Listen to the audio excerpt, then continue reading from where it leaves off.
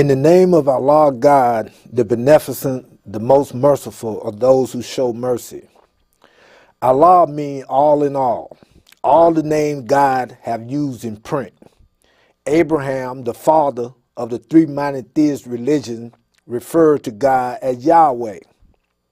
Moses referred to God as Jehovah. Jesus as Father, Elijah as Elohim. Now, even these are several different gods or one God under many different names. Which one makes the most sense to you? Let's talk about one of the most powerful gods of this world in 2008, the God we refer to as money. If you would have lived from 1860 to 1865, you would have had two currencies in existence. Well, three.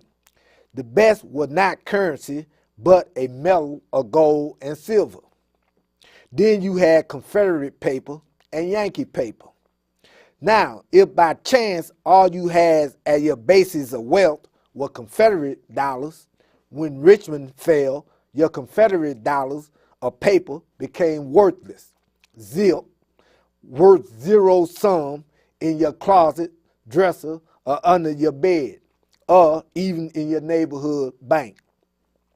John Adams, the former president, wrote in 1809 that every dollar of a bank bill that is issued beyond the quantity of silver and gold in the vault represents nothing and is therefore a cheat upon somebody.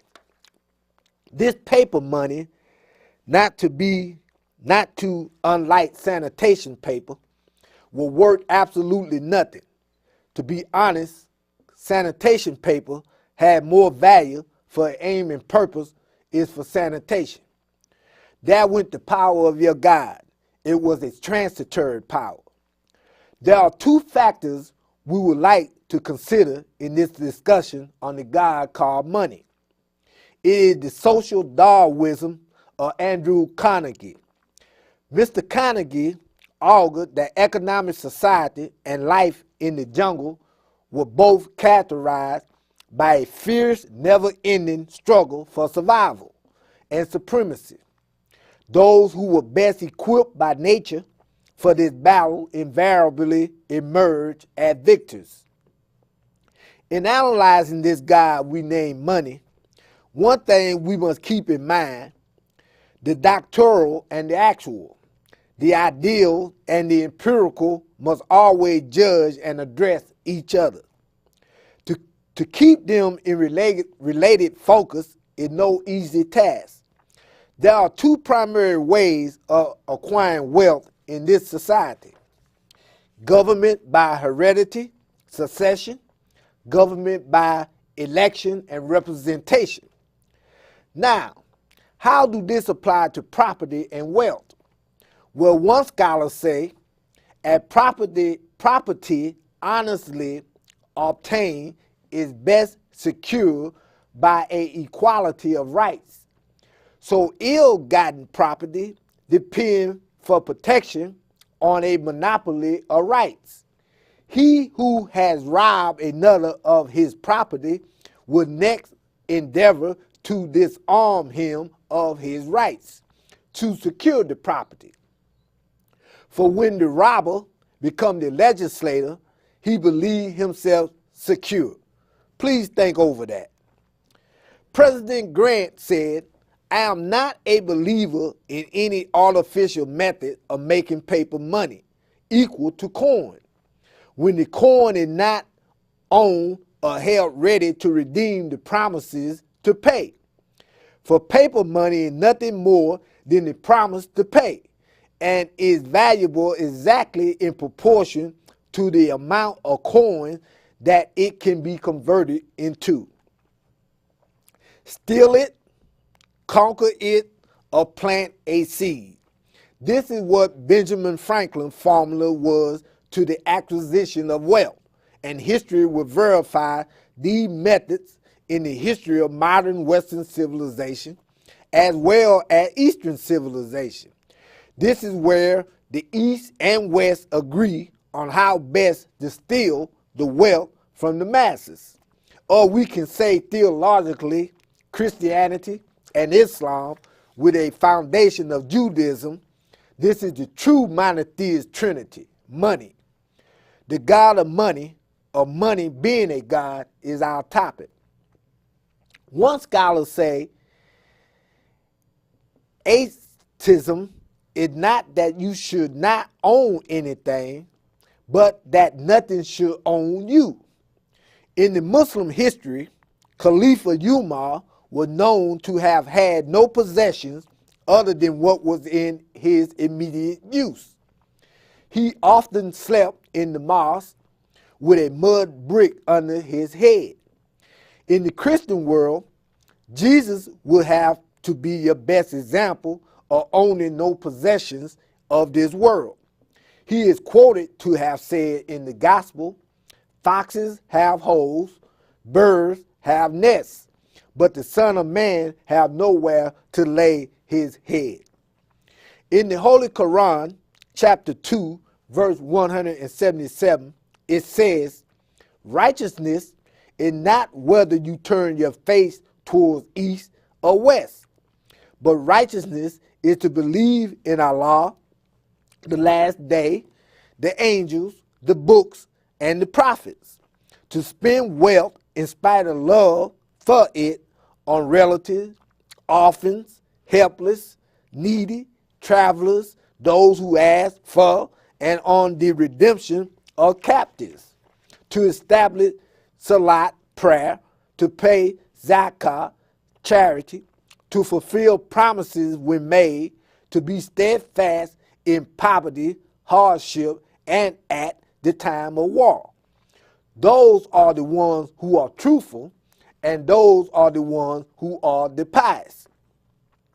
Righteousness, according to the Holy Quran, is to spend wealth in spite of love for it on first relative, second, orphans, third, the helpless, fourth, the needy travelers, fifth, those who ask for, and sixth, the redemption of captives. It is then goes on to say this person have, after she spends some money, currency, etc., she is to establish prayer and then spend some more money with charity. Then it goes on to say, you may fulfill promises when made, be steadfast in poverty, after you have spent before prayer and after charity, and be steadfast at the time of war. Now, these are the measuring tools for those who follow the example of the righteous of God and with God being a God yourself. This meaning using your wealth and talent to serve others as best you can. People, not spirits, who may have plenty in currency but do not hoard what they have, because Allah desires that you spend what he have given you from the earth. All wealth comes from the earth. All wealth goes back to the earth. And all those who devise ways to take that wealth with them in or to the by and by only allows the circumstances to exist for the archaeologist, or as some may say, the grave robber, job to be easier in the acquisition of previous wealth and artifacts which were hoarded in the first instance for the pleasure of the Vatican of Rome, the sheikhs of the Middle East, Far East, Asia Minor, and the royal families of Russia, Europe, and America, as well as Africa. All these using a good name of religion to shield dirty and filthy practices on the masses of the people. Greed is not healthy for society. Greed is a insidious and overt disease to society, balance, and fitness. The black rhythm and blues group, the OJs, once had a popular song in the 1970s entitled Money, Money, Money. It went something like this: People will sell their mothers and their precious bodies for the love of money, for it carry a lot of weight. Section 3, chapter 57, verse 20-25 of the Holy Quran advises us on the theology of time.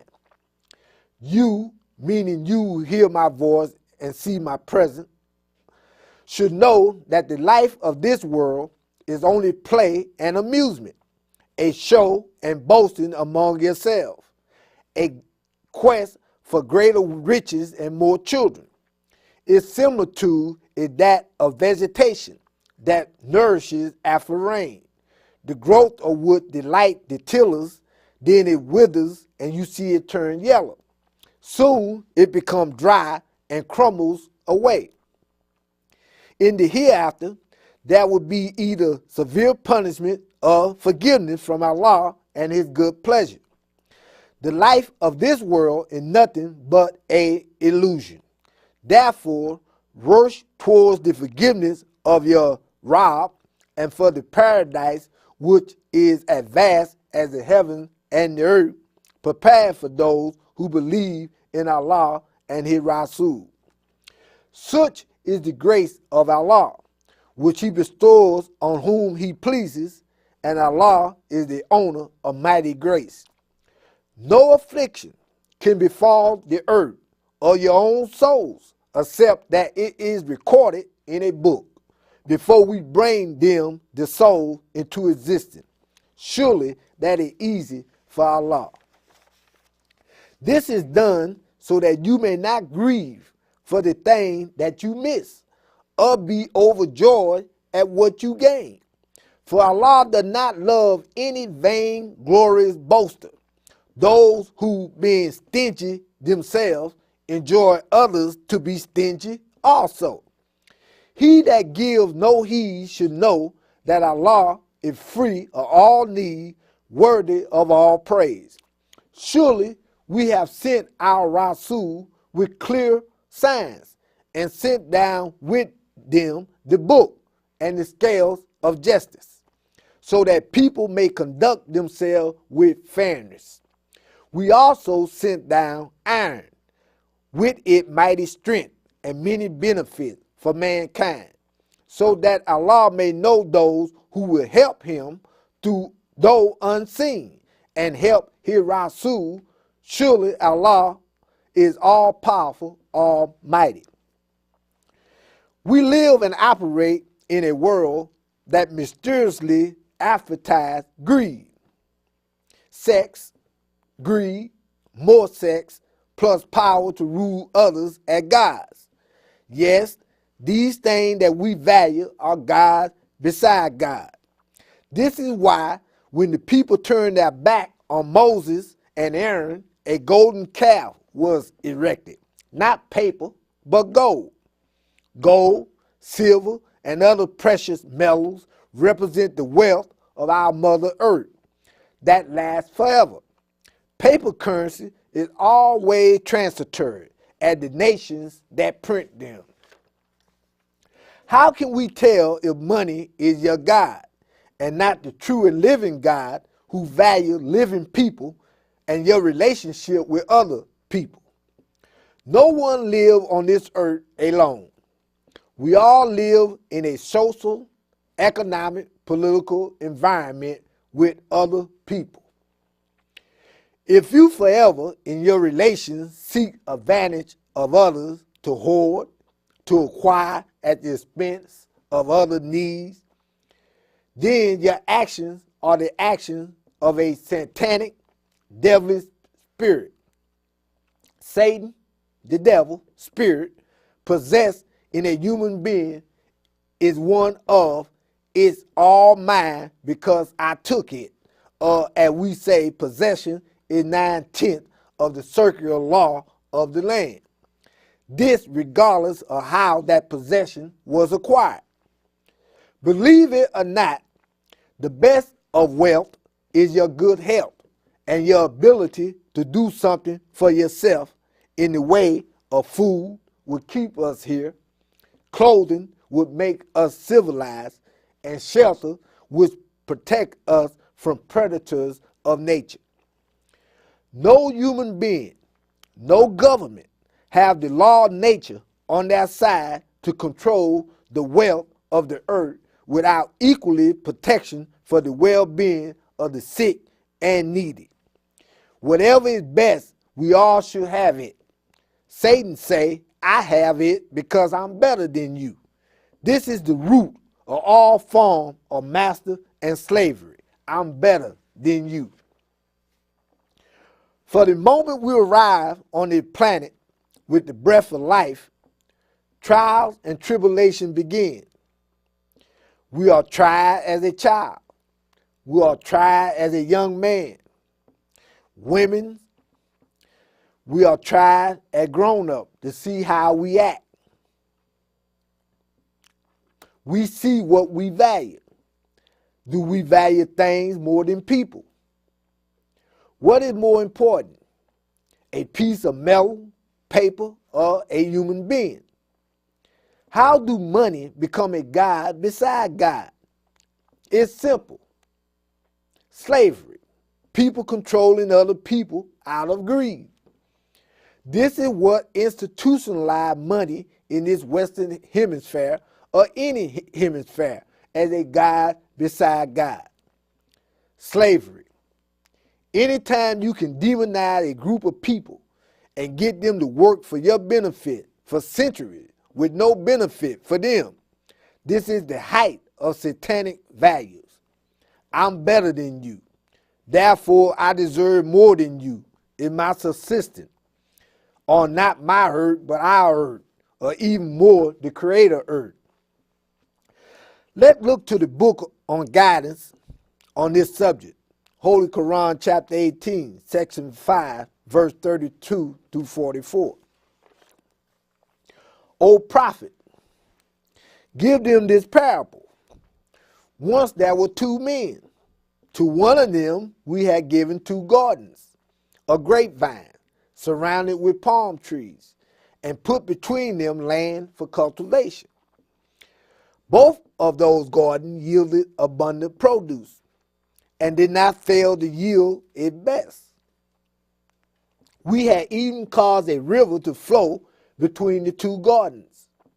And because he had abundant produce, he said to his companion while conversing with him, I am richer than you, and my clan is mightier than yours. When having wronged his soul, he entered his garden and said, I do not think that this garden will ever perish, nor do I believe that the hour of judgment will ever convene. And if I am returned to my Rob, I will surely find even a better place than this. His companion replied, while still conversing with him, do you disbelieve in him who created you from dust, then from a drop of semen, and then fashioned you into a perfect man? As for myself, Allah is the one who is my Rob, and I do not associate anyone with him. When you enter your garden, why do you not say, it is as wonderful as Allah, God, wanted it to be?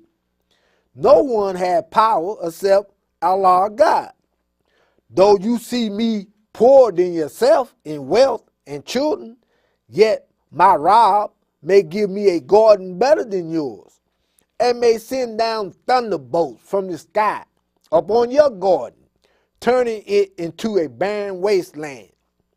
Or it may water my sink so deep into the ground that you may not be able to pump it out.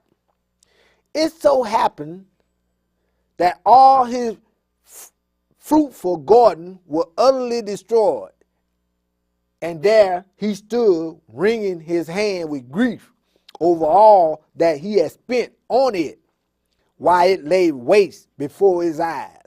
He could only say, I wish I had not associated anyone with my Rob. He was so helpless that he could neither find anyone to help him beside Allah, God, nor could he himself avert that catastrophe. It was then that he realized that the real protection comes only from Allah God. His is the best reward, and his is the best requital. What is the moral to this story?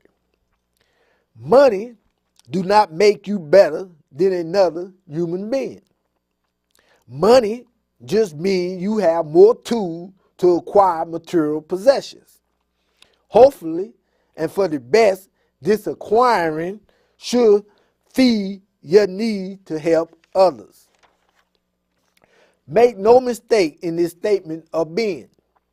Those who do not help others, whether rich or poor, are absolutely worthless in the sight of our God. But God, being all wise and the best knower, even take your absolute worthlessness to show others what type of persons have no value to live in the light of the sun until they turn away from their griefful, hoarding, evil, and satanic acquisition of wealth, totally for their pleasure and not others. If the supreme of being were to act like the evil rich of this world, how will we live? Whose sun will rise in the morning? Whose moon will glow at night? Whose stars will guide us? Whose rain will feed the vegetation of the earth? Surely there's a sign for those who reflect. May God bless you, the individual, to see money is never more important than another human being. The acquisition of wealth is never more important than another human being. Nothing is never more important than a human being but another human being. The spirit of the three monotheist religions are 100% from God Allah. However, the practice of these disciplines by most of the people who follow them have deviated from the original spirit of the law as well as the letter of the law. What made this so? If out of more than 1 billion Muslims, 1 billion Christians, at least 25 million Jews, 1 billion Hindus, and 1 billion Buddhists all confessing to love themselves and their neighbor, why is there no peace? If all who confess practice what they preach, there will be no suffering, pain, poverty on earth. We will all be our brother and sister keeper. Then money, metal, or paper wealth, or material from the earth would not be given more attention, time, or value than the human being. From this day forward, to those who believe that Allah God never changes a condition of a people until they change it themselves, whosoever put money, sexual gratification, material possession, whether of clothing, shelter, or toys, ahead of the human being, are agent, servant, and children of Satan in person on this present earth, totally in opposition to the upliftment of the poor and disadvantaged. Let make no mistake, the last will be first. It will be the God of Abraham, whose word will be fulfilled. All according to the Bible, Quran, and Torah. This is why scripture is relevant. For when you see what is written coming to pass, you will not be able to make excuses to the righteous that you did not know it was wrong to be greedy. May God bless you to see and understand this is truly the final call for the 10% of the population to do right by the 85% who are poison animal eaters, easily led in the wrong direction, but hard to lead in the right. The Holy Quran say in Surah 57, section 2, who is one that would give to Allah a goodly loan, so that he may increase it manifold to his credit, and give him a liberal reward beside it.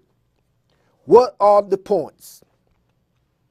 First, money, whether paper, gold, silver, or precious metal of vice, is never more important than the human being. Point number 2, greed is never more valuable than charity. Point number 3, charity creates an atmosphere of love. Greed creates an atmosphere of hate. Just look at the financial system right now. The language has progressed in the description of our financial condition from a recession to a depression. But for the poor, there have always been a depression. Finally, the fat cats will join the party, fulfilling the prophet prediction of the first becoming last. If you are already on the financial bottom, the only movement left is to go up.